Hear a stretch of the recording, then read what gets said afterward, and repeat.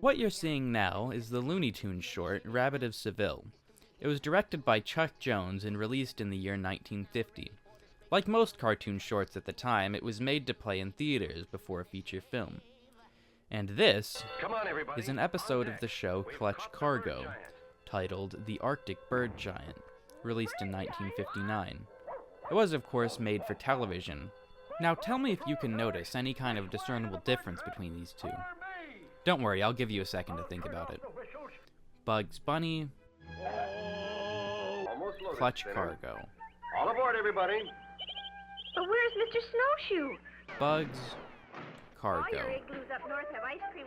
Bugs, Cargo. You notice it yet? That's right. One of these is a shining example of how dynamic the medium of animation can be. And the other is a fucking nightmare factory. Jesus Christ, do you see this? You may wonder why such a gap existed in quality between TV animation and cartoons that would play in theaters only a few years earlier. It may sound like the obvious thing to say, but really it's all in the budget. In fact, Clutch Cargo is estimated to have had a budget of only around $600 per episode. That's not even enough money for the ransom to get my son back. This vast difference in production value existed mainly because people actually had to pay to see things in theaters. This meant that studios had much more interest in putting money into theatrical cartoons, since there was more to be made back from it. By comparison, cartoons made for TV had such low budgets because animation is super expensive and cable didn't exist yet, so the only paywall to see any of it was that of buying a television, and it's not like any of that money was going to the studios. Clutch Cargo is definitely one of the more egregious examples of limited animation on TV. And to be clear, I'm not even necessarily saying I have anything against limited animation. Great cartoons have been made on a low budget with a little creativity and good writing, even back then. But overall, the fact is that these low budgets caused cartoons on TV to look less like this, and more like this, I don't understand it. and this, Fates Avenger. and this. It could be from radioactive waste dumped into the sea back in the 70s. It seems we finally arrived at the point. In this series, we're going to be discussing 3 specific cartoons, all of which were created by the studio Hanna-Barbera. You're probably familiar with at least a couple shows they've made, as they were basically the kings of TV animation up until around the 80s. The shows we'll be discussing in this series are Space Ghost, Birdman, and Sealab 2020, along with the funny things that happened to them a few years down the road, but I'll get to that soon enough. For this first entry in the series, we will of course start with the one that started it all, Space Ghost, as well as his later revival, Space Ghost Coast to Coast.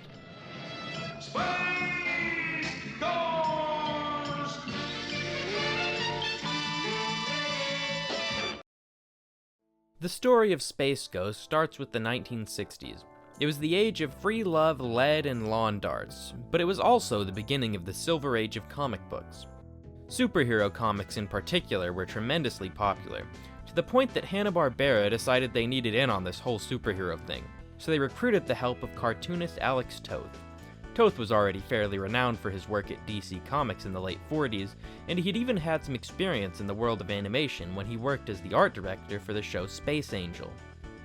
I guess he must have just really liked ethereal space beings. I'll eat, Mom. I'm just not hungry yet. Oh. Toth was the perfect choice to lead Hanna-Barbera into their new era of superhero cartoons. He would create, storyboard, and write for numerous shows for the studio throughout the mid to late 60s. The first, as well as the most famous of which, being Space Ghost, which would first air in September of 1966. Weirdly enough, only about a week after the premiere of Marvel's own block of superhero cartoons. Whether this is Hanna-Barbera intentionally trying to ride Marvel's coattails or just a coincidence is up to you, but to be fair, Space Ghost does have the better animation of the two. Simmer down, Glamour Pants. I'm just changing a crummy fuse. Space Ghost! The first thing you'll notice when watching Space Ghost is the intro. It's honestly pretty exciting and energetic. Just listen to that killer theremin music. It really sets the mood, getting you pumped for some mysterious and action-packed space adventures. But does the actual show live up to all this hype?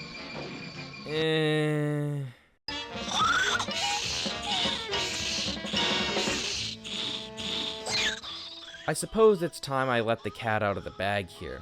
To be completely honest, I don't much enjoy any of these three older shows. I respect their historical importance, but I can't really find much here that's legitimately good, besides maybe the character designs, which admittedly look pretty nice, but they can't even begin to make up for the bad writing. If you're a big fan of the original Space Ghost, Birdman, or Sea-Lab, you might just want to leave, because you're gonna hate me by the end of this. I don't really see how anyone could get invested in this show unless they were like a really young kid watching it when it came out in the 60s. But even then, it was probably only good as a distraction from the threat of nuclear war. Most episodes have exactly the same setup. Space Ghost and his teenage sidekicks, Jan and Jace, as well as their monkey friend, Blip, will be in the middle of something when suddenly they encounter a wrongdoer.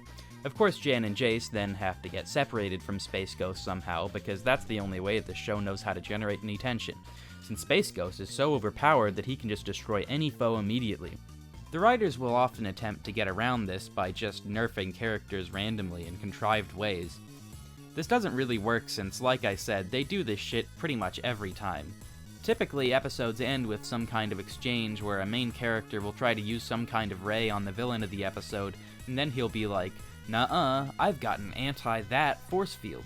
When I explain it like this, it kinda sounds like how kids play with action figures. I wonder if that was part of the appeal somehow, like, hey kids, this show is just like playing with your friends. Okay, so I'm recording this while editing, because when I was listening back to that last part, I just now realized that basically all of these issues are literally the same as the problems I have with Dragon Ball Z of all things. Just like, replace Space Ghost and his sidekicks getting separated with, like, Goku being stuck in a healing tank for half the arc. And instead of Jan and Jace getting their shit rocked, it's Yamcha. But hey, at least Space Ghost doesn't take 60 episodes to do all that, so it's got that going for it, I guess. All this probably says something about how things are written and the nature of filler and stuff, but hell if I'm rewriting all that. Alright, back to the video now. I think a better show would just have things like that baked into the characters, like how in Superman it's established that he's weak to kryptonite, instead of having every one of his enemies randomly have Superman-proof shields for no reason. Space Ghost, of course, always overcomes these things with some equally contrived solution for everything. Oftentimes, it's just some other ray he hadn't tried yet. We're trapped! I'll have to use my heat force. All right, let's go. And speaking of tension, something that I find affects the tension a lot is the acting. Characters seem to keep the same half-joking tone no matter what. It really makes it difficult to tell when something's meant to be taken seriously. I suppose nothing in the show is meant to be all too serious, but it does still give the show a really weird vibe. Has Space Ghost returned, Jace? He's on his way. Clear me for entrance, like a good boy. Like a good boy. Main entrance activated. Thanks. Starting final approach. See you in a few minutes. I see it as maybe more of a direction problem than anything the actors are doing wrong. They all seem pretty competent and are clearly doing their best. The actor who plays Space Ghost, Gary Owens, actually made a brief appearance reprising the role in an episode of Batman the Brave and the Bold in 2010, and he was really good there, way better than he is in this. My stun ray should discourage that astrodactyl. I chalk the tonal issues with the acting up to direction and just a general change over time in the way acting is done. Just compare any movie from that time to movies today and you're bound to notice how much stiffer acting used to be. The acting only really stands out to me because of all the other issues with the show. Plus, this kind of acting does still have its own sort of old-timey charm to it. Kinda makes you feel like you're about to hear an MF Doom song. He must have gotten away the last time. Yes, and is back to threaten the peace of the universe. Right, Space Ghost. And I issue you a challenge. There's only one beer left. Rappers screaming all in our ears like we're deaf. Now, to get a better understanding of what 60s Space Ghost is like, I think I should highlight a few specific episodes, starting with Wait, Moltor? I thought this character was supposed to be named Moltar. Everyone still calls him Moltar. I'm not sure if this was a mistake or what. I like to think of it like the planet he's on is called Moltor, and the episode is named Ovens of Moltor because that's where the ovens are? Well, if that's the case, is he named after the planet, or is it his planet that he named after himself? Even without the naming confusion, this is one of this show's stranger plots, which is really saying something. Right at the start, we see that Moltar is building an army of molten men by filling up these big metal jello molds with lava and somehow bringing the lava to life by injecting the molds with pure energy? Next, I'll inject the lava-filled mold with pure energy. Okay, I guess. He doesn't quite say it, but presumably he wants to use this molten army to take over the galaxy or universe or a small suburb outside Mobile, Alabama or something. And to accomplish this goal, he's built fucking molten rocket ships for his molten men. They don't even try to explain this one. It's so silly, I can't even be upset about it. Good. Jan and Jace happen to be flying by during this molten test flight and end up getting used for molten target practice. Then Space Ghost has to come to the rescue as always. They get into a little scuffle and blow up Moltar's whole planet, presumably killing him, his lava army, and anyone else who may have been living there. Not even Moltar's ovens could stand the change in temperature created by our blasting out. All life is extinguished and no one bats a single fucking eye. Thus is the way of the universe. Well, that takes care of the molten planet. And Moltor. We hope. Come on, everybody. Let's jet for home. Wait, what did he just say? Why did he call him Moltor? Now I'm even more confused. This is probably one of the better episodes, if only for the Wacky Lava Man plot. Wacky Lava Men only get you so far though, and this still doesn't quite meet the mark of being actually good. If you just watch one episode, not even necessarily this one, the show will probably seem like just a bit of cheesy fun. But if you watch even one more, then you'll definitely start to pick up on the patterns. It gets old so fast, it's like that poop butter prank. If you just skim a tiny bit of butter off the top, that it seems like there's no problem. But go any deeper, and you'll find there's a lot of shit hiding underneath. So let's watch another episode, gang. I'm sure it'll be great.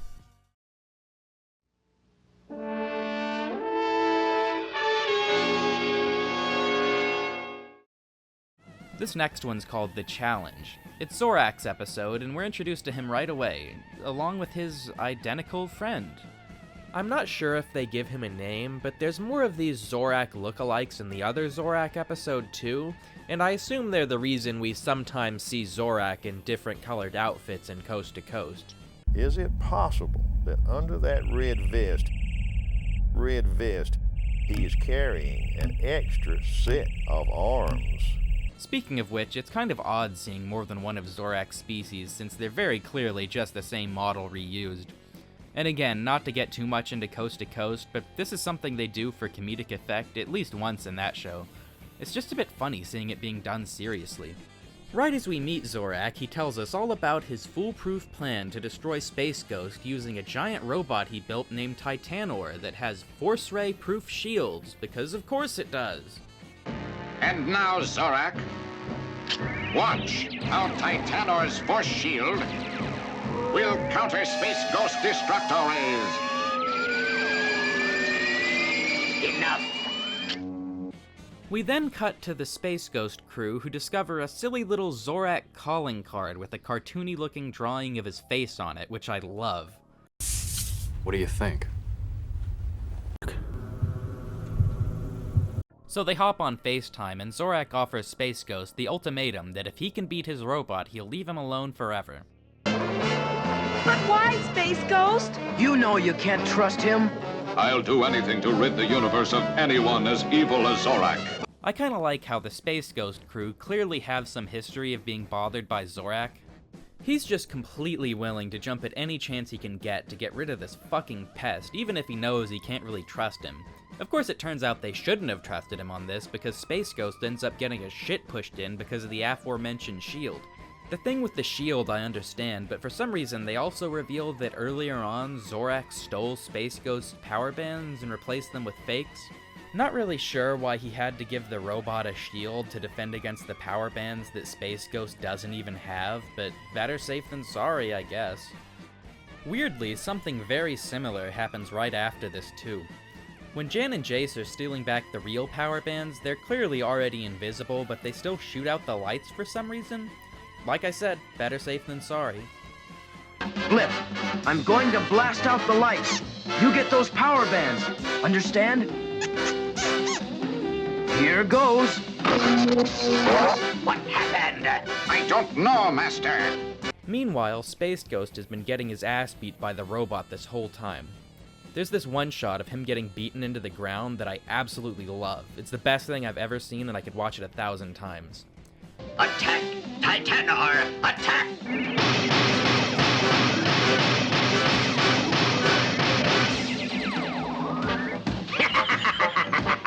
Something about the slow pan down revealing what the robot's hitting. Yeah, let's see it again.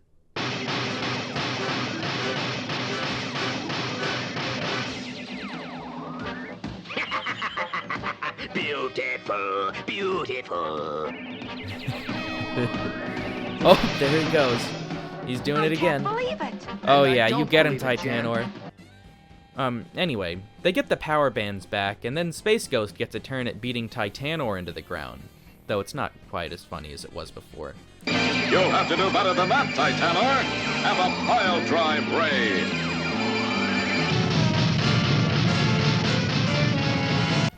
But of course, in the end, Zorak gets away, since not every episode can end in planetary genocide. Instead, we end on a lovely zoom-in of Space Ghost doing a weird face. Actually, Space Ghost makes a lot of weird faces now that I think of it. Yeah, I bet you can really start to see the cracks forming now. Like I said, this stuff gets old quick. It's just like every other episode, the conflict just boils down to Titanor having a special shield. And when you think about it, the shield didn't even really affect anything, because Space Ghost was able to beat him as soon as he got his gauntlets back.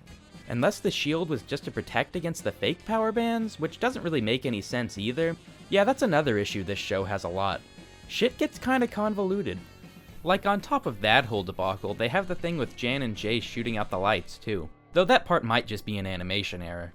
If I had one positive thing to say, it's that I find the idea of Zorak being a constant annoyance to be kind of funny.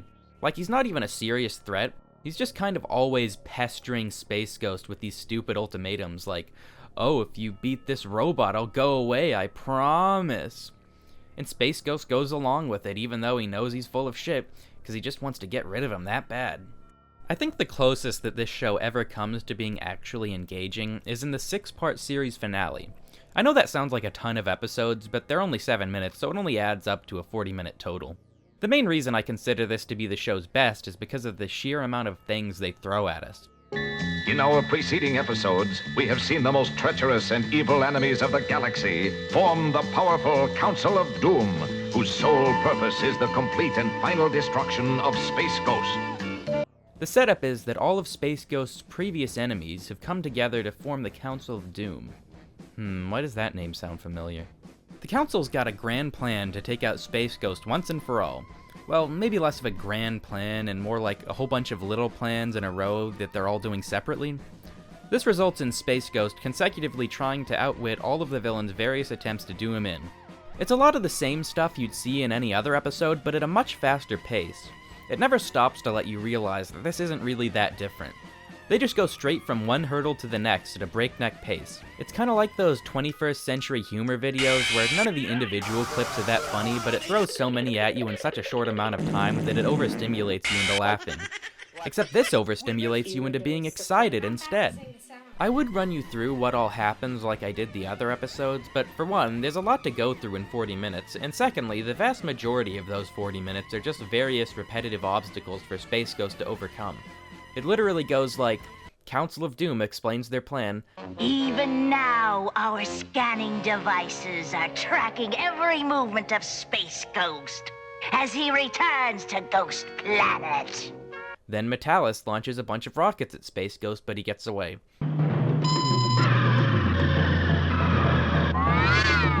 My heat intensifier ray should do the job.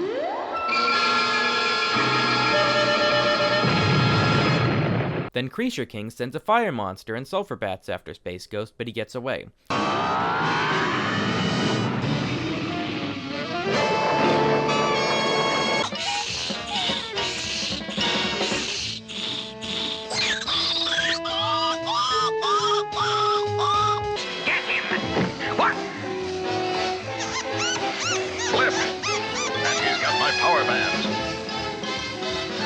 Blip.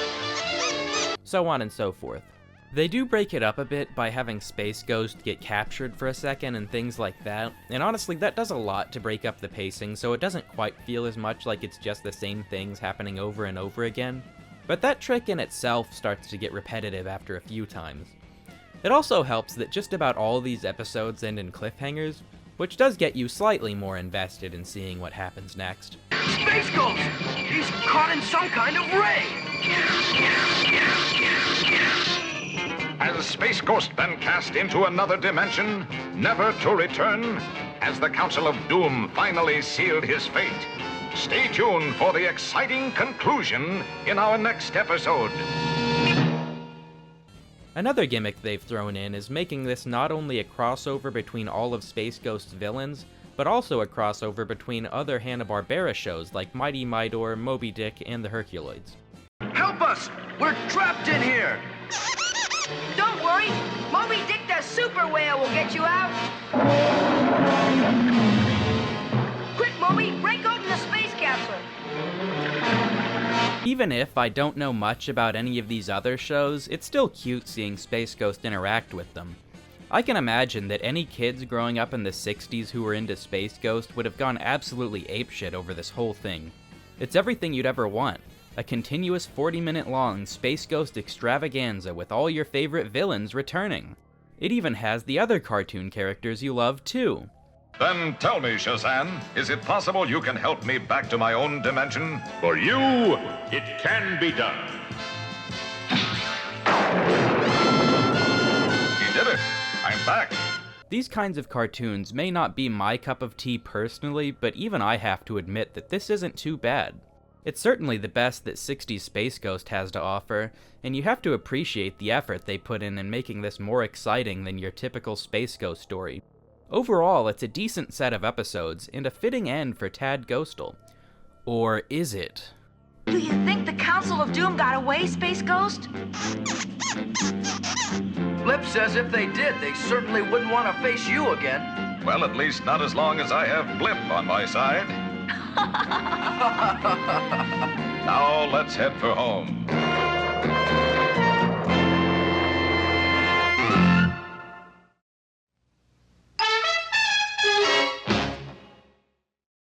Now this would be where I go into talking about Cartoon Network and comparing the old show with Coast to Coast, but... Space Stars! That's right, there's actually another Space Ghost show to talk about. But first, there's a bit of an interesting history of how Space Ghost went away in the first place, and why he was able to return.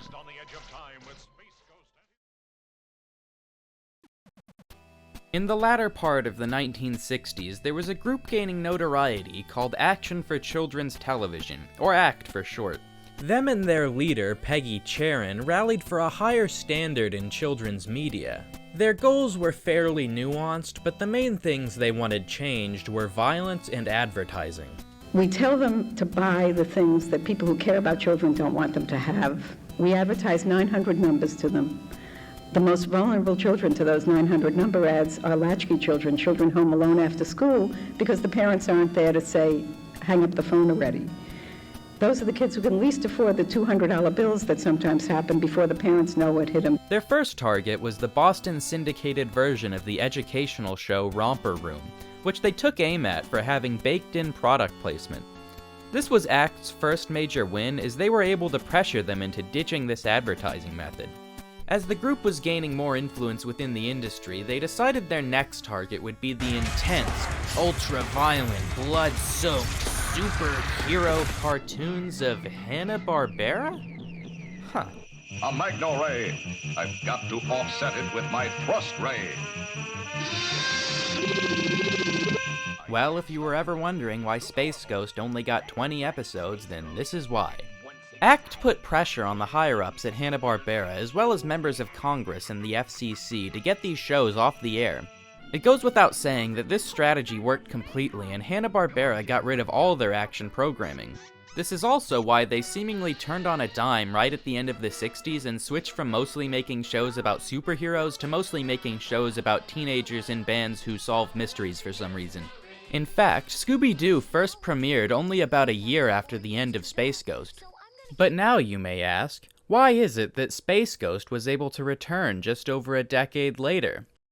Well, we have one man to thank for that. That's right, the good old Gipper is here to bring back our freedom to watch badass cartoons with all the commercials and to die slowly of AIDS. Yeah, you heard that right. The Reagan administration's deregulation of industries, including that of children's television, was what caused the return of Space Ghost. Although technically there were never any laws in place stopping violence in cartoons, there were laws stopping advertising in cartoons.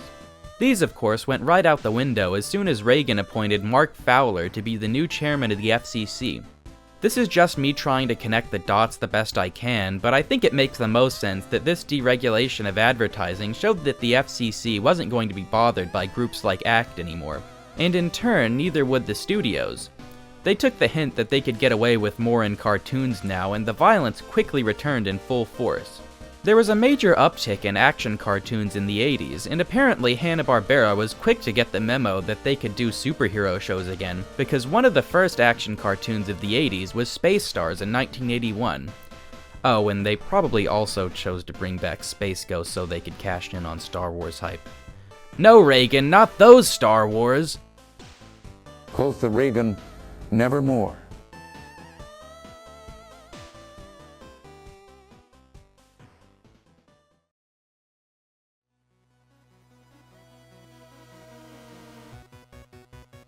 One thing I noticed right off the bat about Space Stars is that it's actually a lot better than the 60s show. The animation's smoother, the action's more exciting, and the episode plots don't feel nearly as manufactured. Don't get me wrong, it's still no Bionicle 3 Web of Shadows, but I did catch myself a few times actually getting a bit invested. The acting is a bit better, but still pretty campy. Would you like to know how I shrunk an entire planet down to the size of a teeny tiny toy? Let me guess. You washed it in hot water. Gary Owens returns as Space Ghost, but Jan, Jace, and Blip have been replaced with new actors who all do a fine job. One kind of odd change I noticed is that Blip the monkey went from making these cute, sort of squeaky chirping noises to now making these pretty freaky sounding screeching noises. It's not anything to be frightened of, right, Blip?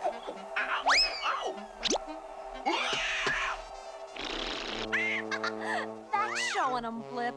And fun fact, the guy making those freaky screeching noises is none other than Frank Welker, the voice of Megatron and Fred from Scooby-Doo. Those are some of his most famous roles, but he's also well known in the industry for doing a lot of different animal noises for cartoons, which is what he's doing here. And coincidentally, he voiced another famous monkey in Aladdin.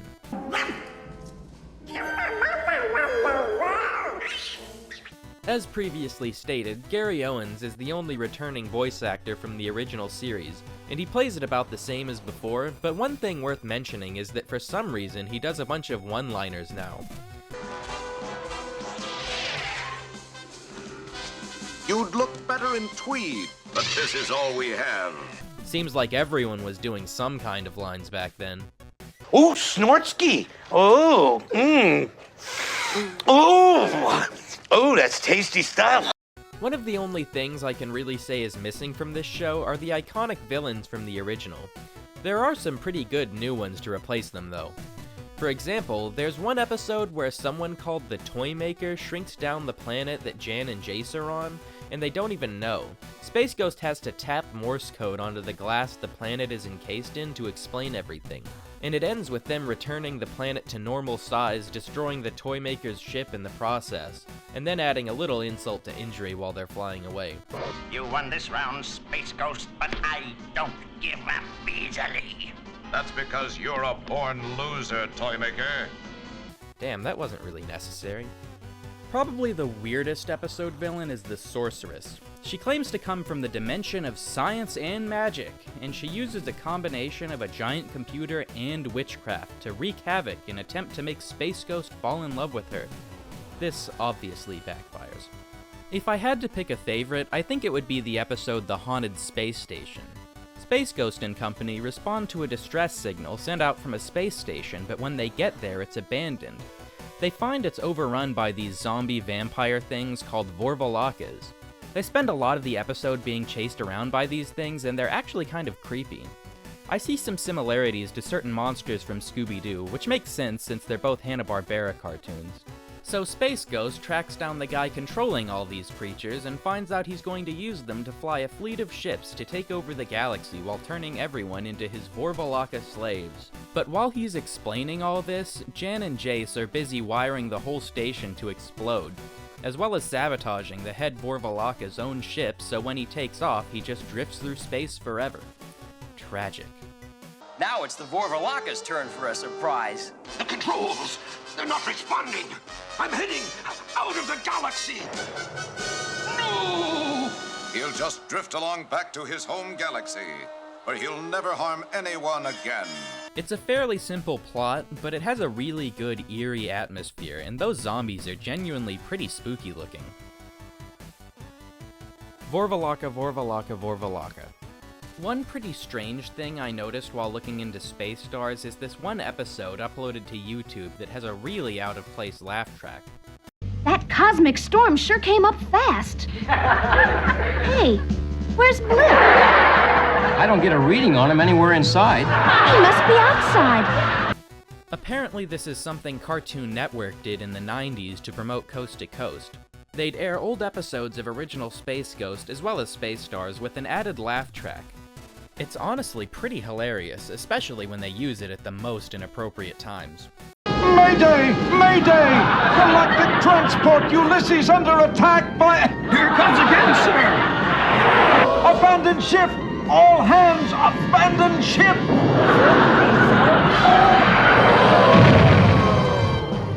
It's a pretty clever way to add an extra layer to a show that's so simple. We'd better get them in and treat them for radiation overdose. Though honestly, you can't expect much complexity since these episodes are just 7 minutes long. I haven't mentioned it until now, but it is at least worth bringing up that both of these Space Ghost shows actually split their time slot with other short cartoons. The original Space Ghost had 2 actual Space Ghost segments with an episode of Dino Boy in the Lost Valley sandwiched in the middle. It's kind of a fantasy thing where this kid parachutes out of a crashing plane and lands on this crazy prehistoric island where he goes on adventures with a caveman and a dinosaur. It's not bad, just not too memorable. Also, it kinda looks like a cross between a Don Bluth movie and a Ralph Bakshi movie, except not nearly as good as either. 5 out of 10. Yes. Ugh, die. While the original Space Ghost was only 30 minutes, Space Stars is actually an hour-long block. Up to this point, I've been calling the 80s Space Ghost shows Space Stars just because it's easier, but really that's the name of the whole block. Technically, the show itself is still just called Space Ghost. Being an hour-long block, Space Stars is made up of 5 different cartoons, all relating to space. Again, probably to cash in on Star Wars hype. I'll go through them all quickly here. After Space Ghost, the second cartoon in the block is the Herculoids, which is actually also a revival of a 60s cartoon. It's about a family of space barbarians and their space animal friends, one of which is this thing. They get into little adventures and fight evil and stuff. Help me, I see him every time I close my eyes. 4.5 out of 10. Up next is Teen Force, a show about a group of diverse teens plus 2 little freaks who are all from somewhere called Black Hole X. They're at war with a guy called Uglor because I think he wants to take over the universe or something. Are there gonna be any cartoons without a little freak in them? Another 4.5 out of 10. And finally, there is Astro and the Space Mutts. For the record, that's a great name for a band. For no explained reason, the dog from the Jetsons can talk now, and he patrols the galaxy for evildoers with a group of zany canines and one regular-ass 80s guy. Oh my god, his bone-itis! I was so busy being an 80s guy, I forgot to cure it. They made the bold choice to have the first episode be a big crossover event with all the other Space Stars cartoons, and it feels very weird as an introduction.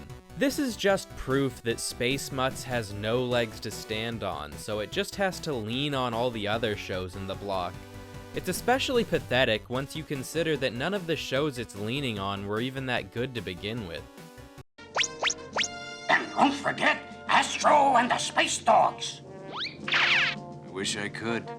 I don't understand why Astro can talk now or how he got here, but I'm just glad to be done talking about these stupid space crime-fighting shows because they're basically all the same. At least I can say this one has its own little freak. I rate 4 Crabmen out of 10.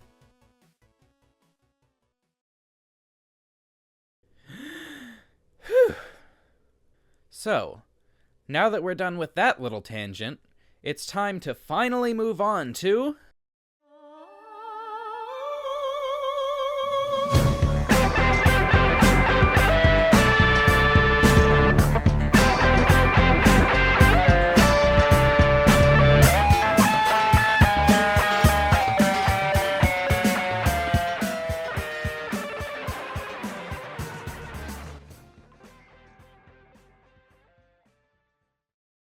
To be continued in part 2.